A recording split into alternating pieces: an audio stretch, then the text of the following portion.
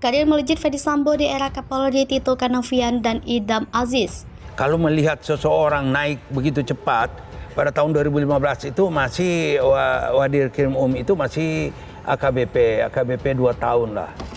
Kemudian pada tahun 2021 ini sudah bintang 2. Nah, kalau sesuatu yang luar biasa itu harusnya kan itu menimbulkan pertanyaan. Kan kita juga bisa melihat dengan hasil yang dilakukan atau dengan pekerjaan seperti ini kan berarti orang ini kan memiliki banyak kelemahan dalam kepribadian. Kan nggak masuk akal seorang jenderal karirnya bagus membunuh orang terdekatnya.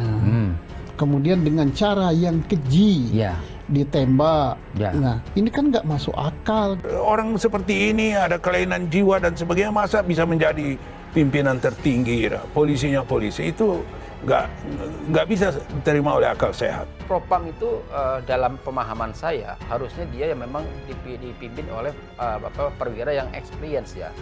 Katakanlah dia pernah di wilayah, dia pernah mulai dari penyidik sampai kemudian pada level mengambil kebijakan di level provinsi, dan akhirnya pada jadi ASN dan sebagainya. Nah, ini yang saya kira juga salah satu poin penting kenapa FS ini tidak terlalu punya kontrol ya. Makanya memang harus ada perombakan besar di internal kepolisian. Reformasi total ini memang harus dilakukan oleh kepolisian saat ini, dan ini harus dijadikan momentum gitu. Tetapi saya tidak yakin bahwa Kapolri Pak Listio Sigit ini mampu untuk melakukan itu. Nah, artinya memang Pak Kapolri butuh waktu untuk bisa menuntaskan itu. Ini kan bisa saling nutup, bisa saling membuka. Oke. Nah, poinnya adalah momen ini menarik untuk polisi, untuk Kapolri, untuk bersih-bersih. Peristiwa ini menjadi perhatian publik yang amat sangat. Saya melihat tinggi sekali perhatian publik terhadap peristiwa ini. Masyarakat memperhatikan, sehingga sejak awal saya sampaikan usut tuntas, jangan ada yang ditutup-tutupi, buka apa adanya. Iya. Ini penting, karena publik ingin melihat Polri bisa menyelesaikan masalah ini atau tidak.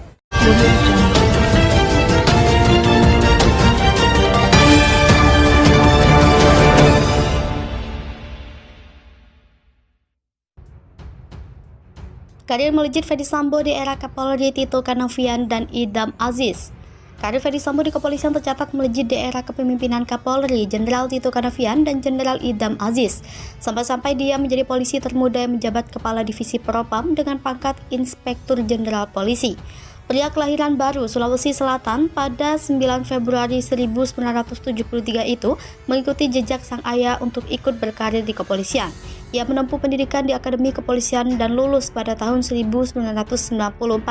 Sambo memulai karirnya di bidang reserse kriminal. Ia pernah menjabat sebagai Kepala Satuan Reserse Kriminal Polres Jakarta Barat. Karir Sambo di Polri kemudian melesat. Dia dipromosikan menjadi Kapolres Purbalingga, Jawa Tengah pada 2012.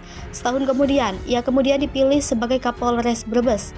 3 tahun berselang, ia kembali berkutat di reserse sebagai Wakil Direktur Reserse Kriminal Umum Polda Metro Jaya. Semasa kepemimpinan Kapolri Jenderal Tito Karnavian pada tahun 2016, Sambo kemudian dipromosikan sebagai Kepala Subdirektorat 6 dan Kasubdit 3 Direktorat Tindak Pidana Umum Bareskrim Polri. Di era Tito Karnavian pula, Sambo pernah dilantik menjadi Koordinator Staf Pribadi Pimpinan Polri.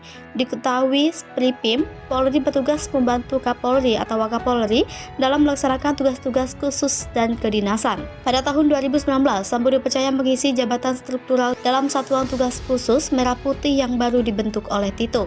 Dalam surat perintah nomor Sprint 681/3/HUK 6.6/2019 tertanggal 6 Maret 2019, Tito menyerahkan posisi Kepala Satgasus Merah Putih kepada Kabareskrim Polri saat itu, Komjen Idam Aziz. Sementara Ferdy Sambo ditugaskan sebagai Sekretaris Satgasus. Saat Kapolri dijabat Idam Aziz, Sambo mengalami kenaikan pangkat sebagai perwira tinggi Polri.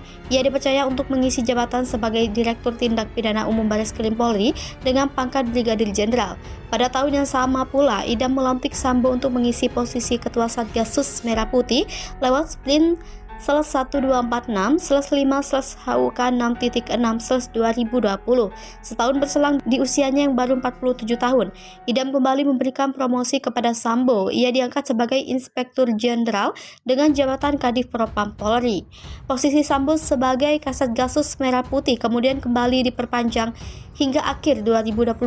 Keputusan itu tertuang melalui Sprint 1583/7/HUK 6.6/2022. Surat tersebut berlaku mulai 1 Juli 2022 hingga 31 Desember 2022.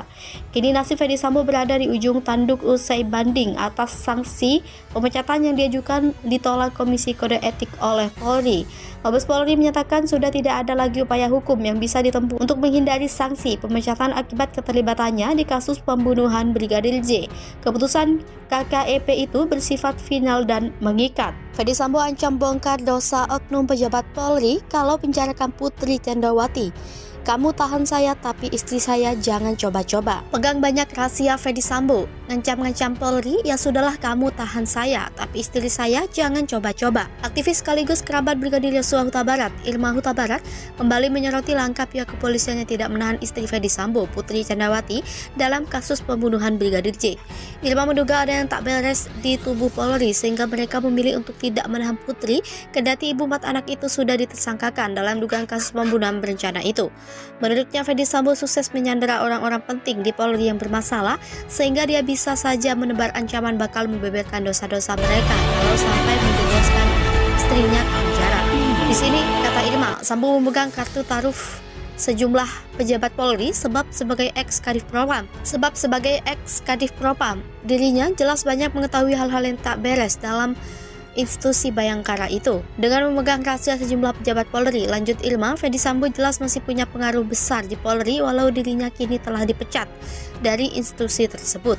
Lebih lanjut, Irma juga mengatakan bahwa Ferdy Sambo punya kartu as yang bisa mengungkap kebusukan pejabat Polri. Hal itu setelah munculnya kabar soal kekaisaran Ferdy Sambo di Mabes Polri. Sebagaimana diketahui, Putri Candrawati mendapat perlakuan istimewa dari Polri dengan alasan kemanusiaan sebab yang bersangkutan memiliki bayi yang baru berusia 1,5 tahun sehingga dirinya tidak ditahan. Padahal kasus pidana yang melibat ibu yang masih mengasuh balita bukan baru kali ini terjadi. Pada 2018 silam, seorang warga Aceh bernama Makfirah tetap dubui bareng 3 bayi kembarnya. Perempuan itu dijebloskan ke rutan Biruen karena kasus calon PNS. Sebelum ditahan, Makfirah melahirkan bayi kembar 3 di salah satu rumah sakit di Aceh. Kemudian 5 hari setelah melahirkan, Makfirah dijemput polisi dan dimasukkan ke sel tahanan bersama 3 bayi kembarnya. Polri tak kunjung tahan Putri Candrawati, Irjen Ferdy Sambo berhasil lakukan perlawanan internal. Muncul anggapan bahwa tidak kunjung ditahannya Putri Candrawati oleh Polri adalah bentuk dari keberhasilan perlawanan Ferdy Sambo atas kasus yang menyeretnya yakni pembunuhan Brigadir J. Anggapan itu dilontarkan oleh Ketua Indonesia Police Watch Sugeng Teguh Santoso. Ketua IPW itu menyebutkan indikator menyangkut pernyataannya bahwa tidak ditahannya Putri adalah keberhasilan perlawanan Ferdy Sambo. Sugeng juga meragukan keterangan Putri yang menyebut adanya peristiwa pelecehan seksual di Magelang oleh Brigadir J. Ia menilai ada 2 hal yang membuatnya ragu atas keterangan Putri. Di sisi lain, Sugeng Teguh meyakini bahwa peristiwa pelecehan terhadap Putri tidak pernah terjadi. Menurutnya, keyakinan itu berdasarkan adanya temuan bahwa Putri Candrawati telah dilecehkan menurut keterangan Kuat Ma'ruf pada 4 Juli 2022. Kemudian, katanya, terjadi kembali pelecehan terhadap Putri Candrawati oleh Brigadir J pada 7 Juli 2022. Sehingga dengan adanya 2 kejadian pelecehan seksual tersebut, Sugeng menilai seharusnya pihak keluarga Ferdy Sambo segera melaporkannya ke pihak kepolisian di Magelang. Namun faktanya justru tidak dilaporkan dan skenario pelecehan seksual itu sempat dipindah ke rumah dinas Ferdy Sambo di Duren 3, Jakarta Selatan. Sugeng pun menuding mencuatnya kembali narasi dugaan pelecehan seksual ini merupakan bentuk upaya dari Ferdy Sambo, Bribka RR, dan Kuat Ma'ruf agar lolos dari hukuman mati. Seperti diketahui, Putri Candrawati tidak ditahan meski telah menjadi tersangka. Menurut kuasa hukumnya Arman Hanis, tidak ditahannya Putri Candrawati karena alasan kemanusiaan. Penjabaran alasan kemanusiaan tersebut yakni Putri masih memiliki anak kecil dan terkait kondisi kesehatan yang tidak stabil.